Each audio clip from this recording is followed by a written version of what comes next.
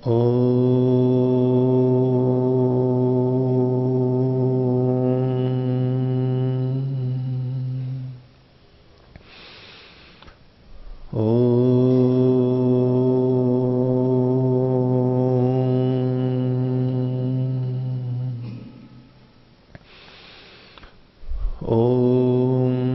सहनाववतु सहनौ भुनक्तु सह वीर्यं करवावहै तेजस्विनावतीतमस्तु मा विद्विषावहै। शांति शांति। वैशेषिक दर्शन की 66वीं कक्षा। वैशेषिक दर्शन के 9वें अध्याय का प्रथम आनेक चल रहा है और उसमें हमने तीसरे सूत्र तक पिछली कक्षा में देखा था। पिछले पाठ में से किन्हीं को कुछ पूछना है तो पूछ सकते हैं। हाँ। ओम। पूजनीय आचार्य जी, 8वें अध्याय के दूसरे आनेक के सूत्र संख्या 4, 5, 6 वो एक साथ देखें तो जो पहले पढ़ा जा चुका है कि शरीर 5 भूतों व 3 भूतों के उपादान कारण वाला नहीं है, उसी बात की पुष्टि में पुनरावृत्ति के रूप में चौथे सूत्र में कहा है। और 5वें सूत्र में कहा है कि घ्राणेन्द्रिय का उपादान कारण पृथ्वी है, इसलिए कार्य कारण का सहयोग करता है, इसलिए घ्राणेन्द्रिय गंध के ग्रहण करती है। लेकिन नासिका की तरह तो पूरा शरीर ही पृथ्वी तत्व के उपादान वाला है, तो शरीर के अन्य अंगों से गंध ग्रहण क्यों नहीं होती है? अगर ऐसा कहा जाए कि नासिका में पृथ्वी तत्व की अधिकता है तो न्यूनता वाले अन्य कौन से तत्व हैं? अन्य तत्वों का तो उपादान के रूप में पहले ही निषेध कर दिया है। इसी तरह से प्रश्न 6ठे सूत्र में भी उठता है। रुकिए एक एक करके आपके प्रश्नों का उत्तर देते हैं। तो इसमें द्रव्येषु पंचात्मकत्वम प्रतिषिद्धम, यहां सभी द्रव्यों के लिए कहा गया है, सभी कार्य द्रव्यों के लिए, केवल शरीर के लिए नहीं। अब इसमें 5वें सूत्र के बारे में जो आपका प्रश्न है कि पृथ्वी तत्व की अधिकता नासिका में घ्राणेन्द्रिय में कही गई है, तो इसकी अधिकता है तो पूरा शरीर भी पृथ्वी महाभूत वाला ही है, तो फिर उसमें सब जगह भी गंध का ग्रहण क्यों नहीं होता है? वहां गंध होती है, लेकिन गंध के ग्रहण की शक्ति तो इंद्रिय में ही होती है।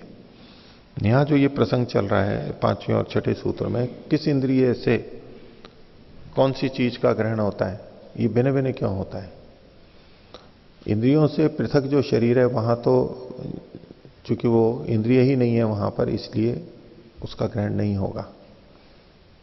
पूरे शरीर की दृष्टि से देखें तो इंद्रिय का होना जरूरी है ज्ञान के ग्रहण में, तो इसलिए बाकी जगह से भी गंध का ग्रहण हो ये तो इनका तात्पर्य नहीं है, तो इंद्रियों में ही लेना है। आगे आपका प्रश्न है कि घ्राणेन्द्रिय में यदि पृथ्वी तत्व की प्रधानता है तो न्यूनता या अल्पता किस चीज की है? तो यहां पर केवल उपादान कारण को ही नहीं लेना चाहिए। इन्होंने पृथ्वी को उपादान कारण माना था और अन्य महाभूतों का अणु का संयोग निषेध नहीं किया था, यानी अन्य महाभूतों के अणुओं का संयोग तो वहां पर भी है। तो जो उपादान कारण के रूप में है अथवा अन्य अणुओं का संयोग वहां पर है, दोनों ही दृष्टियों से जो कुल महाभूतों की स्थिति है उसमें गंध महाभूत की अधिकता है। तो अन्य जो 4 हैं या 3 हैं उनकी न्यूनता वहां पर होगी। ऐसे ही अन्य इंद्रियों में भी केवल उपादान की दृष्टि से नहीं देखिए, कुल मिला के उपादान और अणु संयोग, ये जो 2 बातें कही गई थी, इनमें उपादान तो सभी जगह पे पृथ्वी रहेगी ही, चाहे नेत्र हो चाहे कर्ण हो, क्योंकि वो शरीर ही है एक तरह से।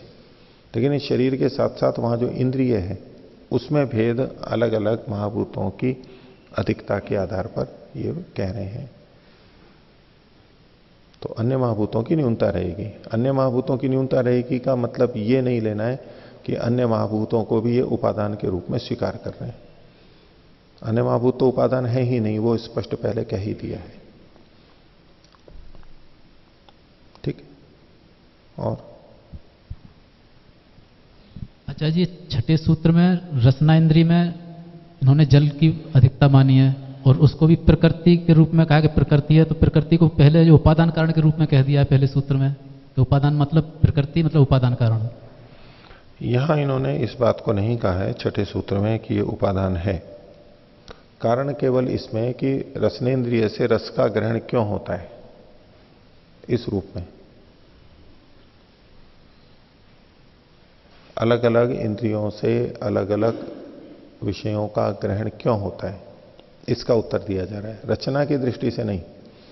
रचना की दृष्टि से तो पृथ्वी उपादान कारण वाले हैं ये सब तत्व, ये सब इंद्रियां, पर इसमें भिन्न भिन्न विषयों का ग्रहण क्यों ऐसे होता है, भिन्नता क्यों होती है, केवल उसका कारण बताया जा रहा है। तो कारण है मतलब रसनेन्द्रिय, रस के ग्रहण में कारण, जिह्वा से रस का ग्रहण क्यों होता है, तो चूंकि वहां पर रस की यानी जल की अधिकता है, वो अणुसंयोग के रूप में ही देखनी होगी, वो उपादान कारण के रूप में नहीं। इसी तरह से त्वचा के अंदर भी, ऐसे ही नेत्र के अंदर भी उस तरह से उन तत्वों की वहां पर अधिकता ये मानते हैं, और जिसकी अधिकता है वो स्वसमान गुण का ग्रहण करती है, इसको पीछे से सिद्धांत माना जाता है।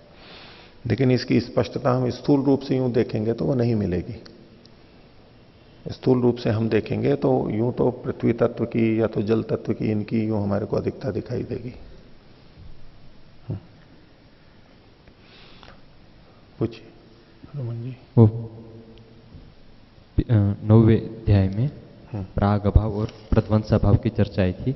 हाँ। तो इसमें एक प्रश्न उठ रहा था कि जैसे कोई भी वस्तु हो वो क्या पहले कभी थी ही नहीं, क्योंकि परमाणु तो सीमित है और अनादिकाल से पृथ्वी का चक्र चलता आ रहा है, तो पीछे कभी न कभी तो बनी होगी, और वो भी कितनी बार बनी होगी, वो भी अनादि बार हो सकती बनी हो। तो ये फिर प्रागभाव कैसे रहेगा? हाँ, आप जिस तरह से व्याख्या कर रहे हैं कि इस बार जैसे पृथ्वी बनी है, तो पृथ्वी तो पहले भी बनी थी, उसके पहले भी बनी थी, और ये अनादिकाल से प्रवाह से चली आ रही है।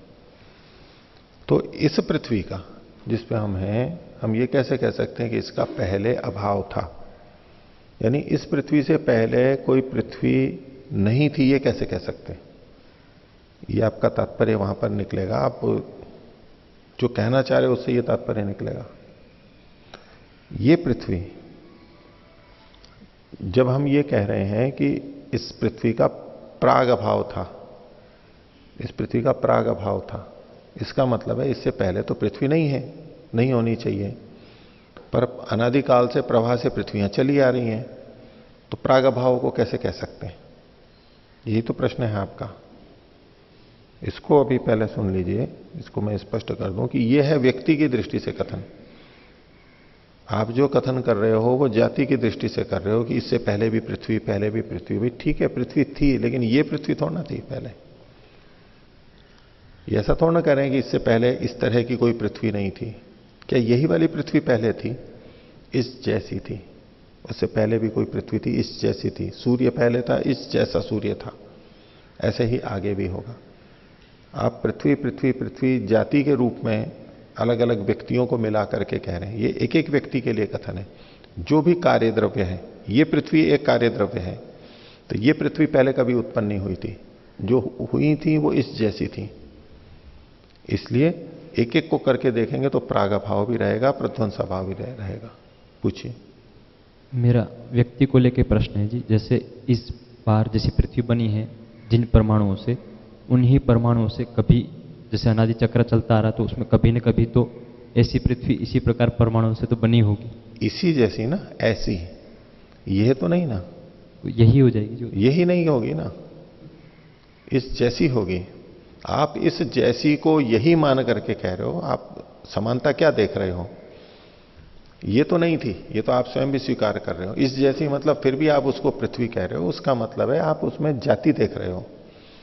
जितनी भी व्यक्तियां, पृथ्वी नाम की व्यक्ति पहले जितनी भी हुई हैं, इकाई, व्यक्ति मतलब इकाई, उन सबको आप देख करके कह रहे हो। ठीक है, सतुरस्तंभ वही थे, उससे ये पृथ्वी बनी है, उन्हीं में से किसी से पहले बनी होगी, उन्हीं में से किसी पहले से और पहले वाली बनी होगी। या तो एक एक के लिए बात कही जा रही है। एक एक के लिए बात कही जा रही है।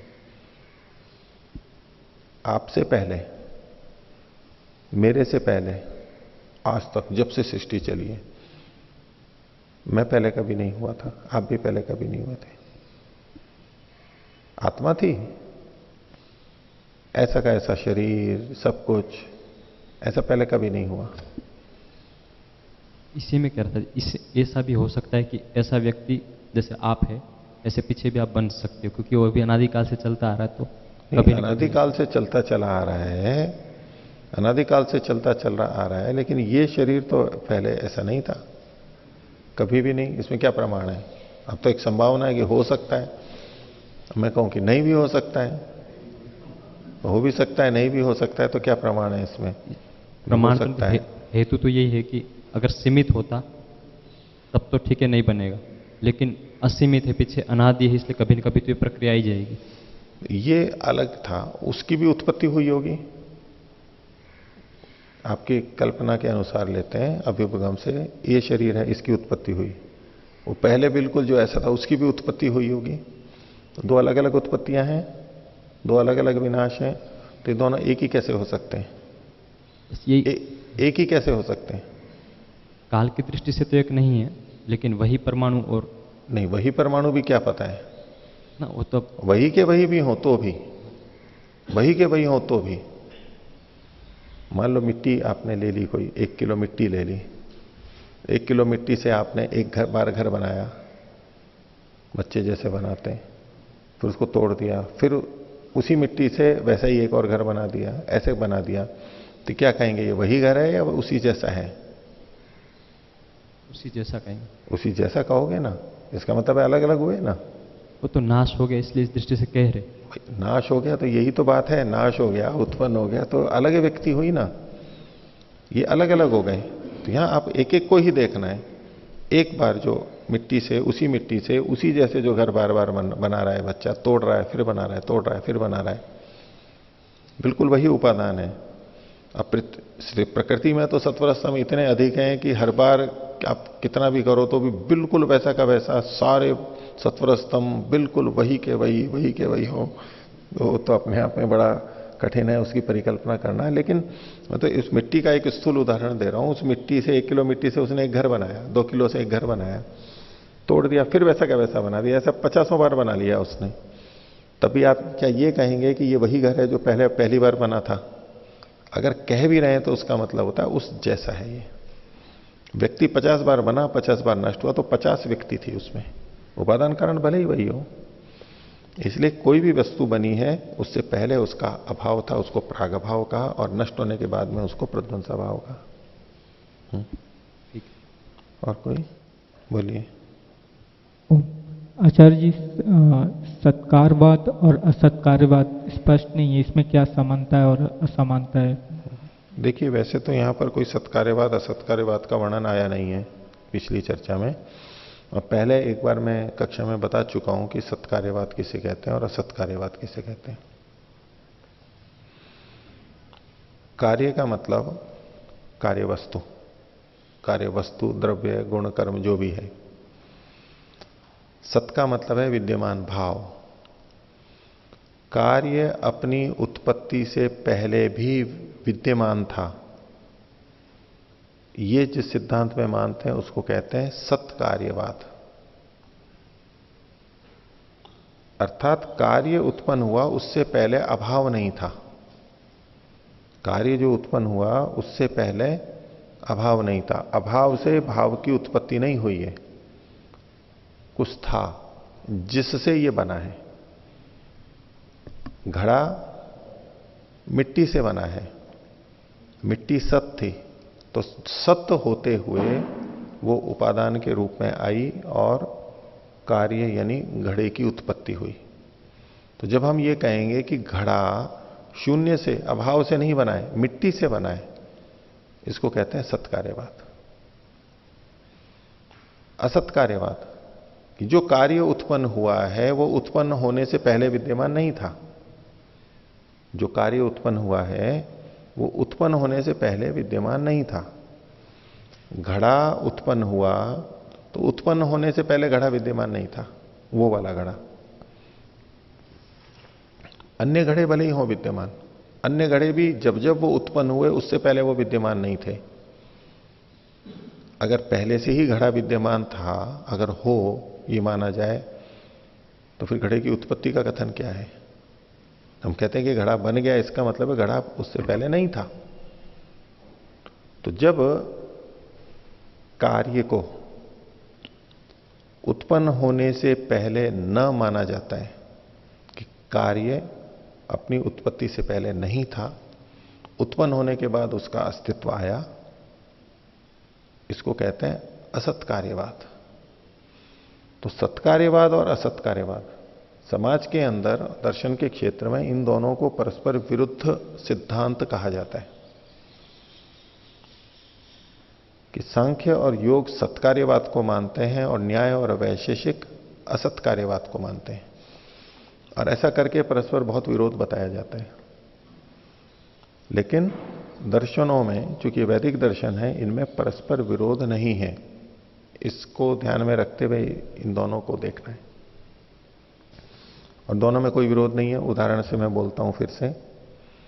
सत्कार्यवाद ये कह रहा है कि घड़ा बनने से पहले मिट्टी थी, बिना मिट्टी के घड़ा नहीं बन सकता, बिना सत्ता के कार्य द्रव्य नहीं बन सकता, सत से ही सत बनेगा, सत से ही कार्य द्रव्य बनेगा, अभाव से भाव की उत्पत्ति नहीं होती। ये सत्कार्यवाद है, ये ठीक है। और असत्कार्यवाद ये नहीं कह रहा है कि बिना मिट्टी के घड़ा बन गया है। जो विरोध करते हैं वो इसलिए ऐसा करते हैं कि सत्कार्यवाद तो ये कह रहा है कि घड़े से पहले, घड़े की उत्पत्ति से पहले भी घड़ा था, घड़े की उत्पत्ति से पहले भी घड़ा था। और असत्कार्यवाद कह रहे हैं कि घड़े की उत्पत्ति के पहले घड़ा नहीं था। मैं दोनों दृष्टियों से व्याख्या करता हूं तो उसमें दोनों में विरोध दिखाई देगा। अभी एक पक्ष उत्पत्ति से पूर्व घड़ा नहीं था, यह हो गया असत्कार्यवाद। तो ये लोग सत्कार्यवाद को कैसे व्याख्या करते हैं कि सत्कार्यवाद वाले ये मानते हैं कि घड़ा अपनी उत्पत्ति से पहले भी विद्यमान था। घड़ा जब उत्पन्न हुआ उससे पहले भी वो विद्यमान था। तो ऐसा सत्कार्यवाद नहीं है कि घड़ा उत्पन्न हुआ उससे पहले भी घड़ा विद्यमान था,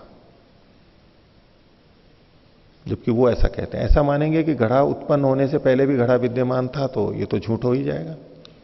कहां था घड़ा? तभी तो बनाना पड़ा। अगर पहले से ही बना हुआ होता तो घड़ा बनाने की आवश्यकता ही नहीं थी। दूसरी दृष्टि, सत्कार्यवाद का एक ठीक अर्थ कि घड़ा उत्पन्न हुआ उससे पहले भी कुछ था, भाव था, मिट्टी थी, तब वो घड़ा उत्पन्न हुआ, ये तो सत्कार्यवाद हुआ। तो बोले सत्कार्यवाद तो ये मानते हैं सत्यकार्यवादी सत्कार्यवाद में, और असत्कार्यवाद में ये मानते हैं कि बिना मिट्टी के ही घड़ा बन गया। सत्कार्यवाद वाले कहते हैं मिट्टी से घड़ा बना, असत्कार्यवाद वाले कहते हैं कि बिना मिट्टी के घड़ा बन गया, यानी अभाव से घड़ा बन गया। अब ऐसे देखेंगे तो असत्कार्यवाद गलत सिद्ध होगा। तो जो पहली व्याख्या थी सत्कार्यवाद की वो भी ठीक नहीं है, और जो दूसरी व्याख्या असत्कार्यवाद की थी वो भी ठीक नहीं है। दोनों को हमें कैसे देखना है? घड़ा उत्पन्न हुआ उससे पहले कारण के रूप में मिट्टी विद्यमान थी, सत थी। घड़ा उत्पन्न हुआ, घड़ा अपनी उत्पत्ति से पहले सत था, मिट्टी के रूप में था, शून्य नहीं था। तो सत्कार्यवाद केवल इतना सा कह रहा है कि शून्य से अभाव से भाव की उत्पत्ति नहीं हुई है, शून्य से सत उत्पन्न नहीं हुआ है, कुछ था उससे कुछ बना है। वैशेषिक भी मानता है मिट्टी से घड़ा बना है। लेकिन असत्कार्यवाद क्या कहता है कि घड़ा उत्पत्ति के पूर्व घड़े के रूप में नहीं था, अपने कारण के रूप में था। तो दोनों ही उसी बात को मानते हैं। तो इसमें परस्पर विरोध नहीं है। सत्कार्यवाद और असत्कार्यवाद कहने की शैली है, अलग अलग दृष्टियों से ये दो बातें कही गई हैं, इनमें परस्पर विरोध नहीं है। तो ये सत्कार्यवाद और असत्कार्यवाद हो गया। ठीक है, और कोई? जी, पृष्ठ संख्या 112 पर सूत्र 3, इसमें अर्थांतर से क्या लेना चाह रहे हैं? अर्थांतर से ये लेना चाहते हैं प्राग अभाव, प्राग असत और सदसत, यानी प्राग भाव और प्रध्वंसा भाव। तो प्राग भाव से प्रध्वंसा भाव अलग है। केवल इतना बताना चाहते हैं कि असतः क्रियागुण व्यपदेश अभावात अर्थांतरम। प्राग भाव में तो असत होता है, क्रिया और गुण के व्यपदेश का अभाव होता है। ऐसा प्रध्वंसा भाव में नहीं होता है। प्रध्वंसा भाव में क्रिया गुण का व्यपदेश पहले होता है और फिर उसका नाश होता है। यही बस अंतर है। पर प्रध्वंसा भाव के बाद तो क्रिया गुण का व्यपदेश नहीं होता। नहीं होगा, पर इसमें न रहते हुए होता है असतः, उसमें सतह होने के बाद में नहीं होता है। प्राग भाव में जो क्रिया गुण का के व्यपदेश का अभाव है वो न रहते हुए ही रहता है। वो पहले था नहीं, अभाव के रूप में ही चल रहा था। प्रध्वंसा भाव में जो क्रिया और गुण के व्यपदेश का अभाव है, तो क्रिया गुण का व्यपदेश पहले था और अब नहीं है। प्राग भाव में न होते हुए नहीं था, प्रध्वंसा भाव में होते हुए अब नहीं है। था और अब नहीं है। प्राग भाव में नहीं था और नहीं है, प्रध्वंसा भाव में था और अब नहीं है। इसी रूप में भेद है केवल। ये एक ही द्रव्य की बात कर रहे हैं। एक ही द्रव्य की बात कर रहे हैं। एक ही द्रव्य की दोनों स्थितियों को, उत्पत्ति से पूर्व में और उत्पत्ति के बाद में। एक द्रव्य की और फिर इसी तरह सब द्रव्यों पे भी, लेकिन ये दोनों एक एक द्रव्य पे अपने अपने में लगेंगे। हाँ, तो आगे देखिए।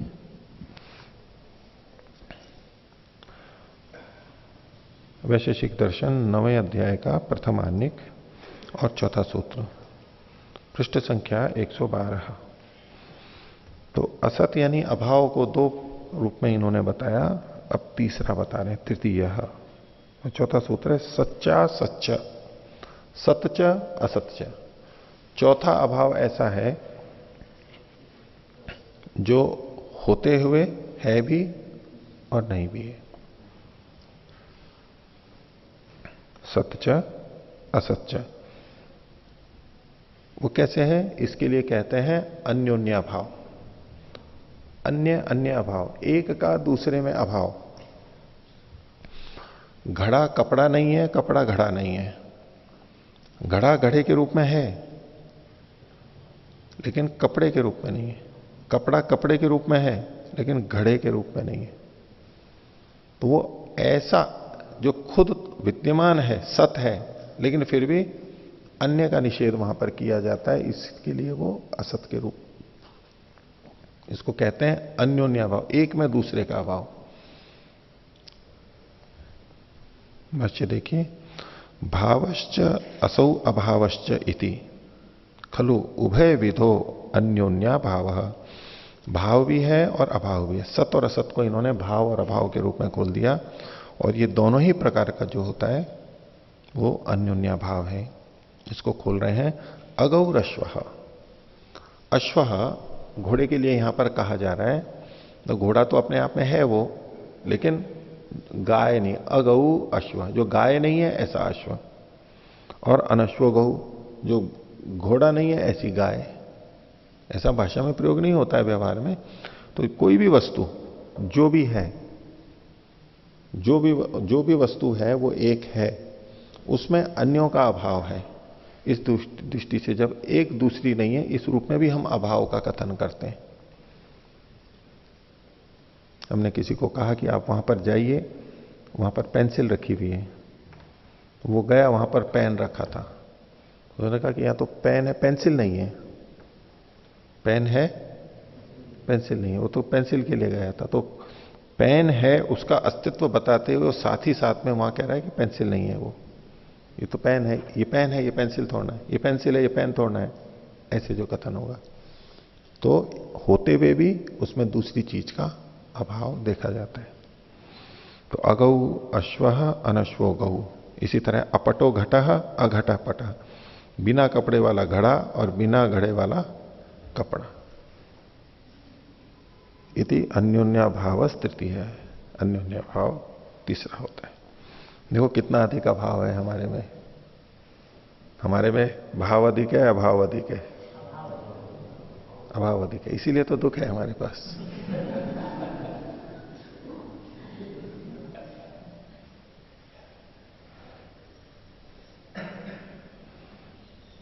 अब इसको ये नकारात्मक दृष्टि से देखेंगे, हमारे पास अभाव बहुत ज्यादा है, ये अभाव है, ये अभाव है, ये अभाव है, तो ये नकारात्मक दृष्टि हो गई। और सकारात्मक दृष्टि होगी, ये भाव है।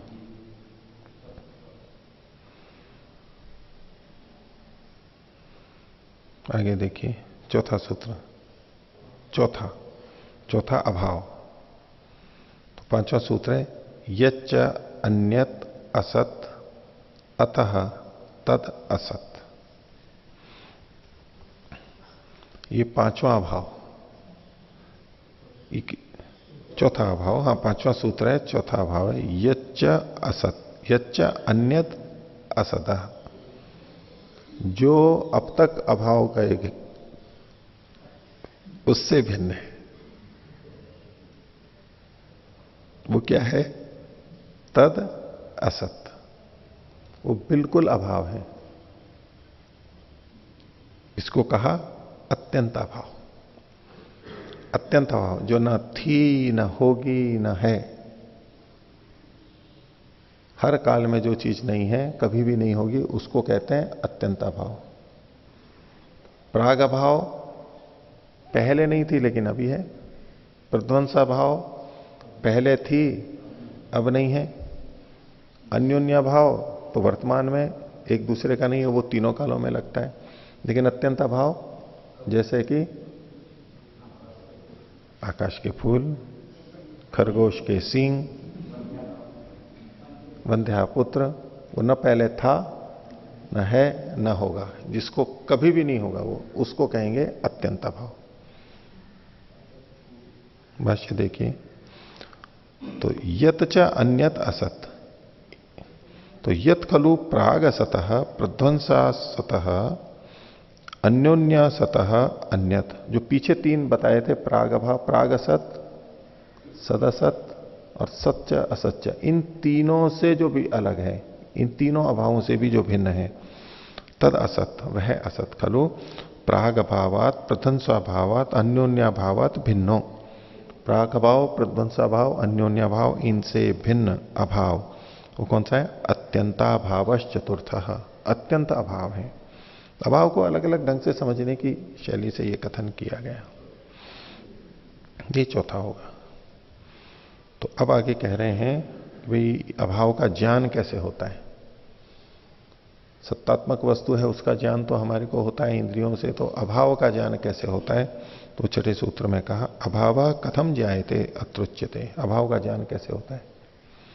छठा सूत्र है असदिति भूत प्रत्यक्षाभावात भूत स्मृतेर विरोधी प्रत्यक्षवत। असत इति, असत, असत के रूप में, अभाव के रूप में जब हम देखते हैं, ये जो ज्ञान करते हैं, ये अभाव भूत प्रत्यक्ष का अभाव है। भूत का मतलब यहां पर सत लिया है, सत्ता, सत्तात्मक वस्तु। तो सत के प्रत्यक्ष का अभाव ही असत है। जो सत्तात्मक वस्तु है उसका न होना, उसके प्रत्यक्ष का अभाव ही, ये ही असत है। भूत स्मृते है, और उस समय हमें उस सत्तात्मक चीज की स्मृति रहती है। हम कहें कि यहां पर इस भवन में वृक्ष का अभाव है, तो वृक्ष की के प्रत्यक्ष का अभाव है, बस इसी को हम कह रहे हैं कि वृक्ष का अभाव है। लेकिन वृक्ष की स्मृति हमारे को है कि वृक्ष कुछ होता है, और इस भवन में वृक्ष नहीं है, इस भवन में सर्प नहीं है, इस भवन में हाथी नहीं है, इत्यादि। तो उसकी स्मृति हमारे को रहती है। तो भूत स्मृति विरोधी प्रत्यक्षवत, तो प्रत्यक्ष का जो विरोधी होता है, जो प्रत्यक्ष तो सीधी चीज होती है, और उसका विरोधी विपरीत जो होता है, उसके समान यहां पर होगा। भूत स्मृति के विरोधी प्रत्यक्षवत, जैसे प्रत्यक्ष चीजों का, जो विद्यमान चीजों का हमें बोध होता है, उससे भिन्न यहां पर होता है, उसी से हमें असत का अभाव का ज्ञान होता है। तो भाष्य देखिए, असदिति अभाव खलु भूत शब्द प्रायेण दर्शन शास्त्रे सत अर्थक। यह जो सूत्र में भूत प्रत्यक्ष है, तो भूत का मतलब यहां पर तो महाभूत वाला भूत ना लेकर के इन्होंने कहा कि भूत शब्द दर्शन शास्त्र में सत अर्थ वाला होता है। सत मतलब सत्ता है जिसकी, यानी भाव, उस अर्थ वाला होता है।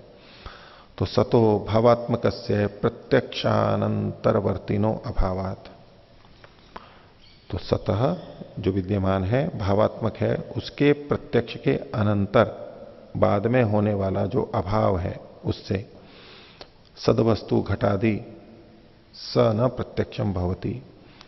तो अभाव से जो सदवस्तु है घटादि, वह जब प्रत्यक्ष नहीं होती है, यथा उत्पन्न सन, जैसे कि उत्पन्न हुआ प्रध्वंसात पूर्वम प्रत्यक्षम भवति, जो उत्पन्न हुआ है जब तक उसका नाश नहीं हो जाता तब तक उसका प्रत्यक्ष होता है। न तथा प्रध्वस्त समय, जब वो नष्ट हो जाता है तब उसका वो प्रत्यक्ष नहीं होता है। पुनः भूत स्मृति है, और फिर उस विद्यमान की स्मृति से, भूत स्मृति को खोल रहे हैं, सद वस्तु न स्मृतेश्च, जो सत्तात्मक वस्तु है उसकी स्मृति से, स्मृते खलु तत्त सदरूप द्रव्यम, जो है वह सत्तात्मक वस्तु हमें स्मरण में आती है, और तन नास्ति तस्मात्, चूंकि वो नहीं है इस तरह से जो सत्तात्मक वस्तु हमें स्मरण में आती है वो अब यहां नहीं है। विरोधी प्रत्यक्षवत, अभाव से विरोधी भाव, विरोधी प्रत्यक्ष के समान। विरोधी का मतलब है अभाव का विरोधी जो भाव है उसके प्रत्यक्ष के समान। जैसे भावात्मक वस्तु का हम प्रत्यक्ष करते हैं, ऐसे ही अभावात्मक का भी प्रत्यक्ष करते हैं। अभाव से विरोधी भाव, तस्य विरोधिनो भावस्य, उसका विरोधी जो होता है भावस्य, उसी को खोल रहे हैं, भावात्मकस्य प्रत्यक्षत्वम इव, भावात्मक वस्तु के प्रत्यक्ष के समान प्रत्यक्षत्वम भवति ही अभावस्यापि, अभाव का भी उसी तरह प्रत्यक्ष होता है। भावो यथा प्रत्यक्षम भवति तथा ही अभावो भी प्रत्यक्षम भवति, जैसे भाव का प्रत्यक्ष होता है वैसे ही अभाव का प्रत्यक्ष होता है।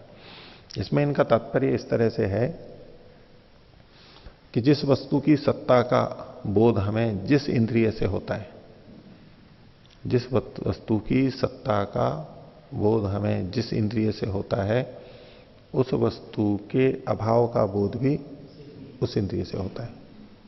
तो जैसे नेत्र से हम देखते हैं वृक्ष है, तो नेत्र से ही हमें पता लग जाता है कि वृक्ष नहीं है। जैसे कि छू करके हम देखें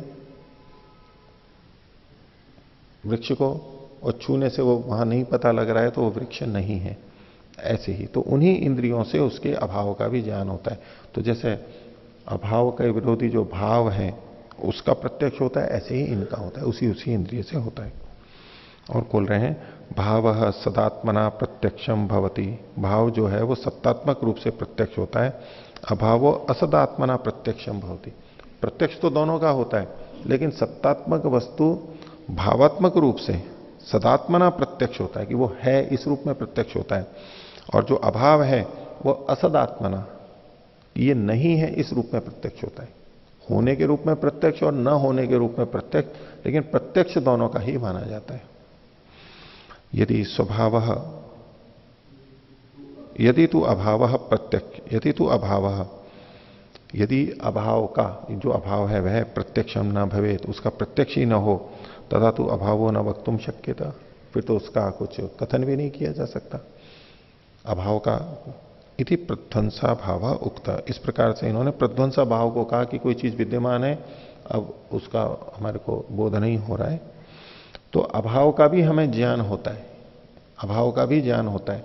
कोई ये कहने लगे अभाव है तो अभाव का क्या ज्ञान होगा, लेकिन अभाव का भी हमें ज्ञान होता है। आगे 7वां सूत्र, तथा अभावे भाव प्रत्यक्षत्वाच्च, तो उसी प्रकार से अभाव में, तो यहां पर प्राग अभाव के बारे में कह रहे हैं, तथा प्रत्यक्षात पूर्वम, यानी प्रत्यक्ष से पहले प्राग अभाव में भी प्रत्यक्षत्व विज्ञेयम, उसका भी प्रत्यक्षत्व होता है। पहले वाले सूत्र में विद्यमान है और अब उसकी अविद्यमानता अभाव को कहा जा रहा है, अब यहां पर कोई चीज है उससे पहले भी, तो तथा अभावे भाव प्रत्यक्षत्वाच्च, तो प्राग भावे अपनी प्रत्यक्षत्व विज्ञेयम, भाव प्रत्यक्षत्वात्, इसको खोल दिया भावात्मकस्य घटादेर जातस्य प्रत्यक्षत्वात्, जो भावात्मक घटादि है जातस्य जो कि उत्पन्न हो गया है उसके प्रत्यक्ष के उसका प्रत्यक्ष होने से, यथा ही जातो घटा प्रत्यक्षम भवति तथा तक प्राग भावो अपनी प्रत्यक्षम भवती ही, जिस प्रकार से उत्पन्न हुआ घड़ा प्रत्यक्ष होता है ऐसे ही उसके उत्पन्न होने से पहले उसका जो अभाव है प्राग अभाव वो भी प्रत्यक्ष होता है। इति प्राग अभाव उक्त, इस तरह से प्राग अभाव के बारे में कहा गया। ये एक तरह से इन्होंने व्याख्या की है, एक और तरह से अलग ढंग से ये व्याख्या कर रहे हैं, उसको हम थोड़ा सा देख लेते हैं। तो षष्ठ सप्तमयो सूत्रयो अन्यो व्याख्या मार्ग, छठे सातवें सूत्र की एक अलग ढंग से व्याख्या। भावा भावो प्रत्यक्ष विषय को स्तः, भाव और अभाव दोनों प्रत्यक्ष वाले हैं। असदिति भूत प्रत्यक्ष, ये जो छठा सूत्र था, यहां पर सामान्य न अभावस्य प्राग प्रध्वंसो उभय विधस्य प्रत्यक्षत्वम दर्शयति। पीछे जो इन्होंने छठे सूत्र की व्याख्या की थी वो प्रध्वंसा भाव के रूप में की थी, लेकिन अभी ये कह रहे हैं कि इसमें प्राग भाव और प्रध्वंसा भाव दोनों की ही व्याख्या हम यहां पर कर सकते हैं। तो सामान्य रूप से अभाव की अर्थात प्राग प्रध्वंसो भाव उभय विधस्य प्रत्यक्षत्वम दर्शयति, विरोधी प्रत्यक्षवत अर्थात भाव प्रत्यक्षवत, भाव के प्रत्यक्ष के समान प्राग भाव और प्रध्वंसा भाव का भी प्रत्यक्ष होता है। अब जो आगे की व्याख्या है, पंक्तियां हैं इसलिए हम पढ़ लेते हैं उसको, लेकिन उसकी संगति के विचारणीय है। सप्तमम सूत्रम भाव विषयकम स्यात् तत्र भाव प्रत्यक्षत्वम अभाव प्रत्यक्षवत उच्यते। तो सातवां सूत्र है, इसको कह रहे हैं ये भाव के विषय में होगा, और वहां पर भाव के प्रत्यक्षत्व को अभाव के प्रत्यक्ष के समान कहा जा रहा है। पीछे जो कहा गया था भाव के प्रत्यक्ष के समान अभाव का प्रत्यक्ष, और यहां पर अभाव के प्रत्यक्ष के समान भाव का प्रत्यक्ष कहा जा रहा है। सूत्र पाठश्च संधिम अवलंबे, सूत्र पाठ में संधि का आधार लेकर के इन्होंने उसको बदल करके यहां पर लिया है। क्या? तथा भावे अभाव प्रत्यक्षवत। तो पिछले सूत्र को देखिए, सातवां सूत्र जहां मुख्य लिखा हुआ है उसमें था तथा अभावे भाव प्रत्यक्षत्वाच्च।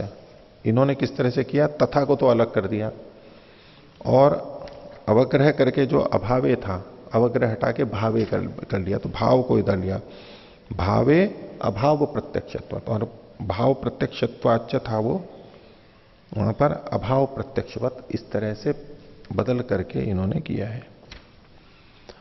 तो भावे भावात्मके द्रव्ये प्रत्यक्षत्वम खलु भावत्व भाव प्रत्यक्षवत।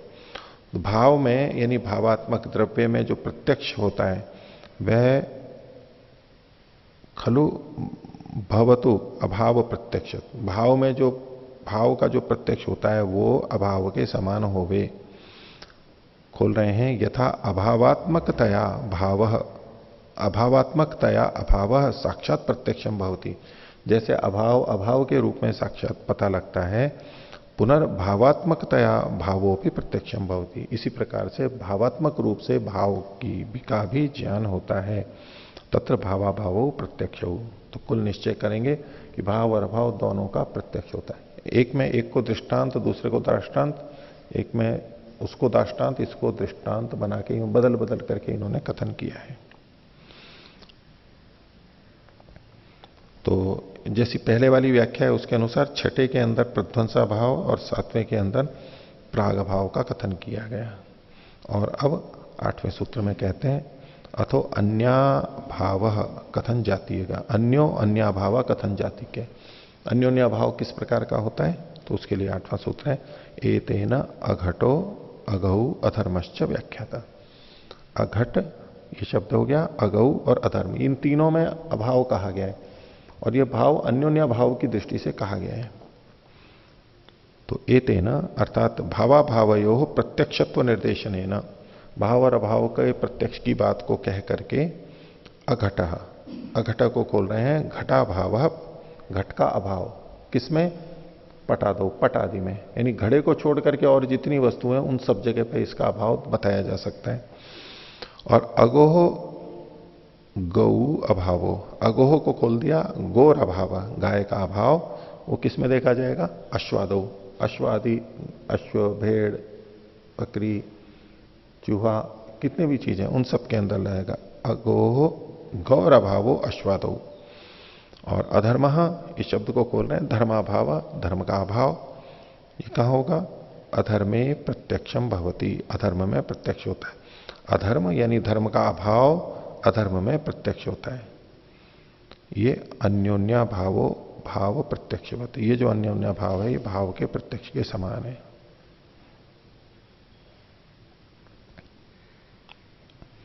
आगे देखिए, यस्य अभावस्य प्रत्यक्षत्वम प्रदर्शितम तस्य स्वरूपम उच्यते।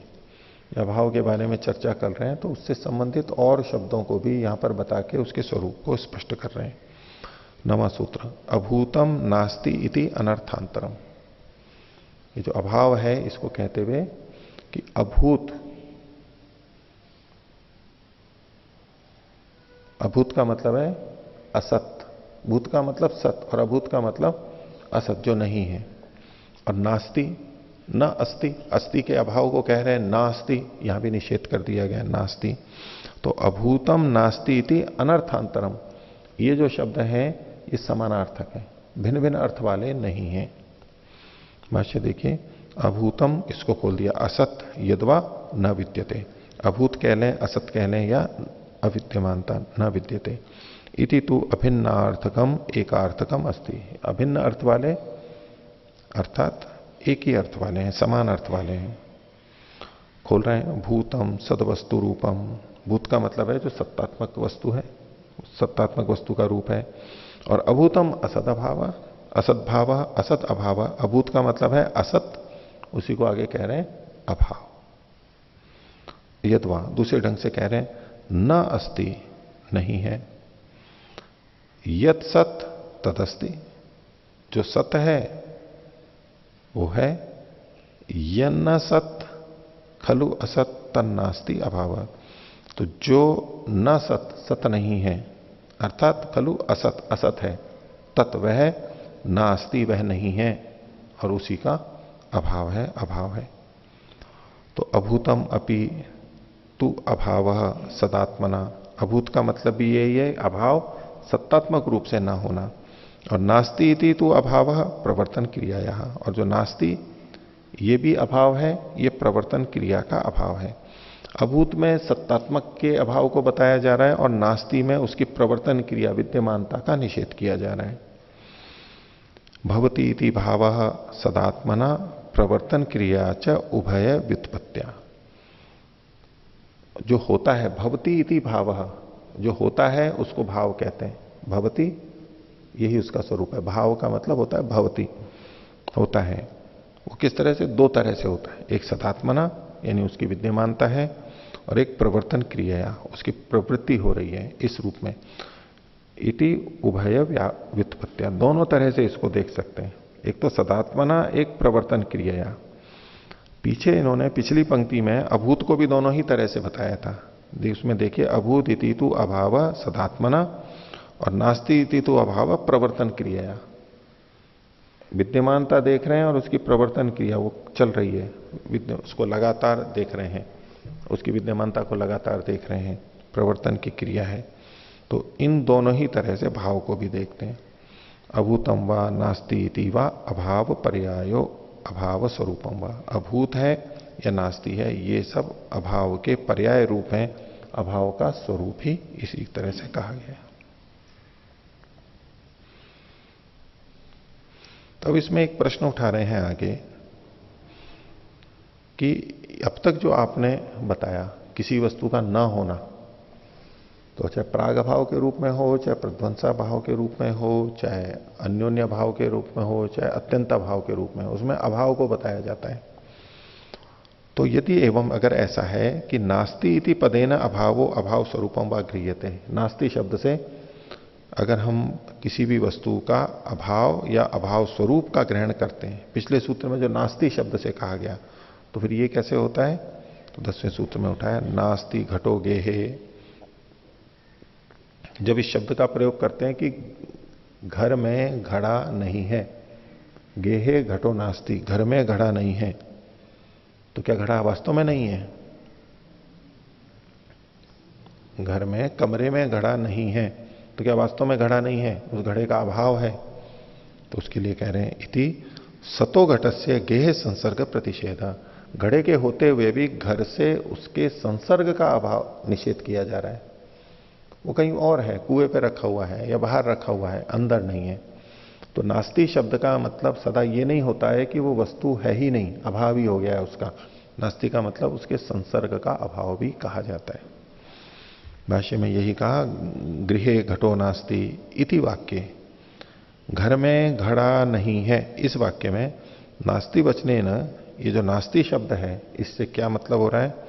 कि प्रागभाव प्रध्वंसा भावो अन्योन्या भावो व लक्ष्यते, या प्रागभाव कहा जा रहा है या प्रध्वंसा भाव कहा जा रहा है या अन्योन्या भाव कहा जा रहा है? कौन सा भाव कहा जा रहा है नास्ति शब्द से? उच्चते, इसका उत्तर दे रहे हैं, सदरूप से भावात्मक से विद्यमान से घट से गृह संसर्ग प्रतिषेधो विज्ञेयो अल्पविराम। सत्तात्मक सदरूप भावात्मक विद्यमान घड़े का घर के साथ में संसर्ग संयोग का अभाव बताया जा रहा है। न प्राग भावादय, प्राग अभावादि जो 3 अभाव यहां कहे थे उनका उल्लेख नहीं किया जा रहा है। तस्य गृहाद अन्यत्र विद्यमानत्वात् सत्वात्, उसके यानी घड़े के घर से अन्यत्र विद्यमान होने से, यानी सत्ता उसकी होने से। नहीं अत्र घट प्रतिषेध, किंतु घट गृहयो संसर्ग प्रतिषेध संसर्गाभावो न तो घटाभाव। तो यहां पर घट का प्रतिषेध नहीं है, लेकिन घट और गृह के संसर्ग का प्रतिषेध है। इसको संसर्गाभाव कहते हैं, न तो घटाभाव। तो एक तरह का अभाव और हो गया ये, प्रागभाव, प्रध्वंसाभाव, अन्योन्याभाव, अत्यंताभाव, संसर्गाभाव। संसर्ग का भाव कहा जा रहा है, यहां पर इस जगह पे नहीं है, दूसरी जगह भले ही होगा। आगे देखिए, इंद्रियकम बाह्यम प्रत्यक्षम उक्त्वा आत्म प्रत्यक्षम आंतरिक प्रत्यक्षम उच्यते। तो पीछे जो अब तक इन्होंने बताया बाह्य प्रत्यक्ष, उसको बता करके, बाह्य प्रत्यक्ष को बता करके, इंद्रिय प्रत्यक्ष को बता करके अब आंतरिक या अबाह्य प्रत्यक्ष के बारे में बताया जा रहा है, वो कैसे होता है। तो 11वां सूत्र, आत्मनि आत्म मनसो संयोग विशेषात आत्म प्रत्यक्षम। आत्मनि यानी आत्मा में, सप्तमी है, इसको विषय सप्तमी के रूप में भी लेते हैं कि आत्मा के विषय में। आत्म मनसो संयोग विशेषात, आत्मा और मन के एक विशेष प्रकार के संयोग होने से आत्म प्रत्यक्षम, आत्मा का प्रत्यक्ष होता है। यानी आत्मा का प्रत्यक्ष मन के संयोग से होता है। आत्मा के प्रत्यक्ष में दोनों तरह से यहां पर व्याख्या की गई है, एक जीवात्मा के संदर्भ में, एक परमात्मा के संदर्भ में। उन दोनों को भाष्य के अंदर देखते हैं। आत्मनो मनसश्चैव विशिष्ट संयोगात, आत्मा और मन के विशेष प्रकार के संयोग से, क्योंकि आत्मा और मन का संयोग अनेक प्रकार से होता है। वो किस किस तरह से होता है उसकी तो यहां स्पष्टता से कुछ व्याख्या नहीं है, उपलब्ध नहीं है, लेकिन विशेष प्रकार का संयोग होता है। आगे भी सूत्र में आएगा, आत्मा और मन के संयोग विशेष से स्मृति पैदा होती है। इसको आप आगे देख सकते हैं 926।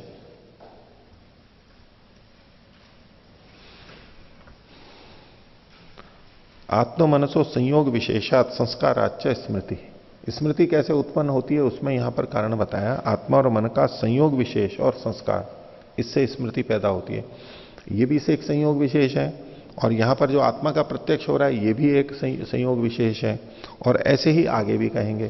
तो आत्मा और मन का संयोग अनेक तरह से होता है, उनमें से कुछ विशेष प्रकार का संयोग होता है, उससे आत्मा का प्रत्यक्ष होता है। तो आत्मनो मनसश्चैव विशिष्ट संयोगात, विशिष्ट संयोग को ये आगे खोल रहे हैं, किल इंद्रियाणाम अर्थानाम च संयोगम अनपेक्षमाणो, इंद्रिय और अर्थों के संयोग की अपेक्षा न रखता हुआ अन्य जो बाह्य वस्तुओं को हम जानते हैं उसमें भी आत्मा और मन का संयोग तो होता है, लेकिन उसमें बाह्य वस्तु और इंद्रिय का भी संयोग होता है। तो ये विशेष संयोग ऐसा है जिसमें बाह्य वस्तु और इंद्रियों का संयोग नहीं है, अंदर ही अंदर कुछ संयोग है। तो इंद्रियाणाम अर्थानाम च संयोगम अनपेक्ष आत्मनो निरुद्धम मनसश्च, आत्मा का और निरुद्ध मन का, निरुद्ध मनसश्च और रुके हुए मन का संयोग होने से ऐसा होता है। इत्यर्थ, ऐसा तात्पर्य है। आत्मनि, आत्मनि को खोल रहे हैं निमित्त सप्तमी, आत्मा को निमित्त मान करके इसको खोल रहे हैं। आत्मनिमित्तम, आत्मा के निमित्त से यह संयोग होता है। आत्मनिमित्तम को खोल दिया आत्मार्थम, आत्मा के लिए, यानी चतुर्थी के अर्थ में यहां पर सप्तमी ली गई है। आत्मार्थम, उसी को आगे खोल दिया स्वात्मार्थम परमात्मार्थम च, अपनी आत्मा के लिए यानी जीवात्मा के लिए और परमात्मा के लिए। यत प्रत्यक्षम तत्, जो इन दोनों का प्रत्यक्ष होता है वह आत्म प्रत्यक्षम यानी अध्यात्म प्रत्यक्षम, आंतरिक प्रत्यक्षम, अनिंद्रिय प्रत्यक्षम साधनम अस्ति।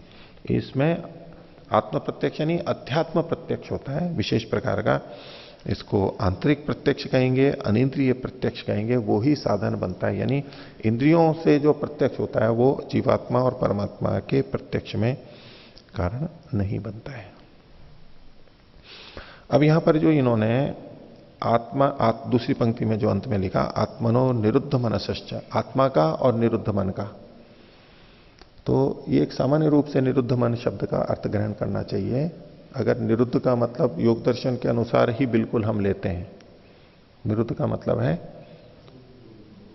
उसकी जो चित्त की 5 भूमियां हैं, प्रसुप्त नहीं, क्षिप्त, मूढ़, विक्षिप्त, एकाग्र और निरुद्ध, ये जो एकाग्र और निरुद्ध अवस्थाएं हैं इसमें से जो 5वीं है निरुद्ध अवस्था, अगर उसको हम ग्रहण करेंगे तो ये जो का तो लेंगे तो यहां संगत नहीं लगेगा, क्योंकि वहां योग दर्शन में स्पष्ट लिखा ही है कि जहां एकाग्र भूमि होती है यानी संप्रज्ञात समाधि होती है उसमें आत्मा का साक्षात्कार होता है, और जहां पर चित्त की वृत्तियां पूरी रुक जाती हैं उसमें वहां पर फिर परमात्मा का साक्षात्कार स्वीकार करते हैं। तो यहां निरुद्ध मन का मतलब है एकाग्र और निरुद्ध दोनों का, क्योंकि जिस समय एकाग्र होता है उस समय भी अन्य वृत्तियां रुकती हैं, इसलिए उसको भी अन्य वृत्तियों के रुकने के कारण निरुद्ध की श्रेणी में ले लेते हैं, इस सामान्य कथन मानेंगे। तो जब स्वात्म प्रत्यक्ष है, स्वात्मार्थम, तो वहां पर एकाग्र मन के साथ आत्मा का संयोग होगा, और जहां पर परमात्मा का साक्षात्कार होगा तो वहां आत्मा के साथ में निरुद्ध मन का संयोग होगा। संयोग का मतलब केवल यह है कि मन निरुद्ध अवस्था में है और आत्मा का सीधे परमात्मा से साक्षात्कार होगा। तो पीछे जो हम ये देख रहे थे कि आत्मा के प्रत्यक्ष की बात है कि आत्मा का प्रत्यक्ष नहीं होता, तो वो स्थूल रूप से कथन था, इंद्रियों से आत्मा का प्रत्यक्ष नहीं होता, लेकिन विशेष प्रकार का प्रत्यक्ष जो यहां पर कहा गया है वो तो ये स्वीकार करते ही हैं। अगला सूत्र, तथा द्रव्यांतरेषु प्रत्यक्षम, तो जैसे इनके लिए कहा गया वैसे अन्य द्रव्यों के विषय में भी प्रत्यक्ष समझना चाहिए। ये अन्य द्रव्य कौन से हैं? अन्य आंतरिक प्रत्यक्ष, जिन द्रव्यों का हम बाहर से स्थूल रूप से प्रत्यक्ष करते हैं उनको तो पहले बता दिया। अब यहां पर ये आंतरिक प्रत्यक्ष की बात कर रहे हैं, तो आंतरिक प्रत्यक्ष में आत्मा को छोड़ करके जो अन्य हैं, सूक्ष्म इंद्रियां हैं, मन है, और भी जो भी चीजें हैं, उनका प्रत्यक्ष भी ऐसे ही होता है। तो तथा द्रव्यांतरेषु प्रत्यक्षम, अन्य द्रव्यों के प्रत्यक्ष में भी आत्मा और मन के संयोग की अपेक्षा रहती है। भाष्य, यथा खलु आत्मनि आत्मनिमित्तम आत्मार्थम आत्म प्रत्यक्षम भवति। ये पिछले सूत्र की बात को लिख रहे हैं कि जिस प्रकार से, क्योंकि सूत्र में तथा शब्द था, तो जिस प्रकार से आत्मा में यानी आत्मा के निमित्त वाला यानी आत्मा के लिए, आत्मा के विषय में प्रत्यक्ष होता है, तथा अप्रत्यक्षम, तथा प्रत्यक्षम, उसी प्रकार का प्रत्यक्ष यानी तथैव प्रत्यक्षम आत्म प्रत्यक्षम अध्यात्म प्रत्यक्षम आत्म मनसो संयोग विशेषात योगिनो भवति। उसी प्रकार से इस आत्मा को छोड़ के अन्य पदार्थों का भी आध्यात्मिक प्रत्यक्ष होता है, सूक्ष्म वस्तुओं का। वो किसमें? द्रव्यांतरेषु आत्मभिन्नेषु जड़ेषु सूक्ष्म व्यवहित विप्रकृष्टेषु खलु अतीन्द्रियेषु तन्निमित्तम इत्यर्थः। द्रव्यांतर का मतलब किया आत्मा से भिन्न जो द्रव्य हैं उनका, आत्म भिन्नेषु, कौन से? जड़ेषु, जड़ वस्तुओं में। और वो जड़ वस्तुएं भी कैसी? स्थूल है उनका तो प्रत्यक्ष पहले कह ही दिया है, बाह्य प्रत्यक्ष। तो उनसे अतिरिक्त जो है वो है सूक्ष्म, बहुत सूक्ष्म चीजें हैं जिनका बाह्य प्रत्यक्ष नहीं होता है, उनका आंतरिक प्रत्यक्ष होगा। व्यवहित, जो छिपी हुई हैं, ढकी हुई हैं, उनका दीवार आदि के पीछे हैं, पहाड़ के पीछे हैं, ऐसे किसी चीज से ढकी हुई हैं उनका। और विप्रकृष्टेषु, तो ढकी हुई तो नहीं है लेकिन दूर बहुत है, इसलिए हमें बाह्य इंद्रियों से प्रत्यक्ष नहीं होती है, उनका। अतीन्द्रियेषु, अतीन्द्रियों वस्तुओं का जो इंद्रियों से जानी ही नहीं जा सकती हैं उनका भी तन्निमित्तम इत्यर्थ, उनसे संबंधित प्रत्यक्ष भी यहां पर होता है।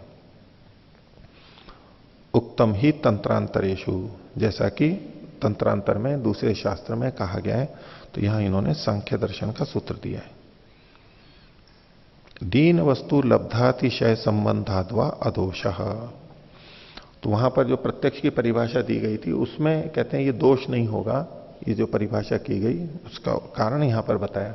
लेकिन यहां इस संदर्भ में इन्होंने लिया है कि लीन वस्तु जो बहुत सूक्ष्म वस्तु है उनके साथ भी जब हमारी प्राप्ति होती है, संपर्क होता है, तो उनका भी प्रत्यक्ष होता है। इसलिए अदोषः प्रत्यक्ष लक्षण है, प्रत्यक्ष के लक्षण में कोई दोष नहीं है। अर्थात योगियों का अबाह्य प्रत्यक्ष, आंतरिक प्रत्यक्ष भी होता है जो कि आत्मा और मन के संयोग विशेष से होता है। और एक प्रमाण दे रहे हैं योग दर्शन का, परमाणु परम महत्वांतो अस्य वशीकारः, जो संप्रज्ञात समाधि वाला व्यक्ति होता है उसके परमाणु यानी तो सबसे छोटा और परम महत्व सबसे बड़ा, वहां तक छोटी से छोटी और बड़ी से बड़ी वस्तुओं का उसको साक्षात्कार होता है।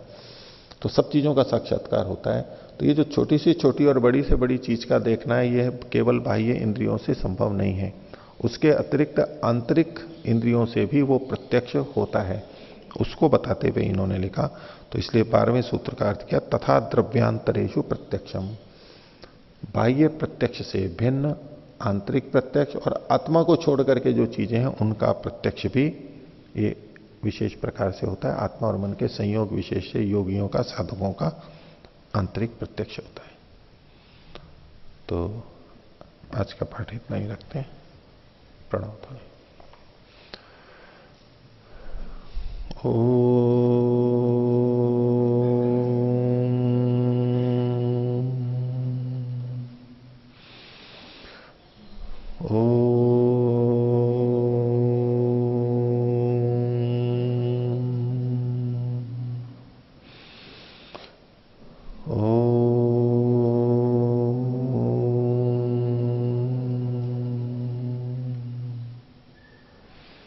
सभी को सादर अभिवादन। ओम शांति।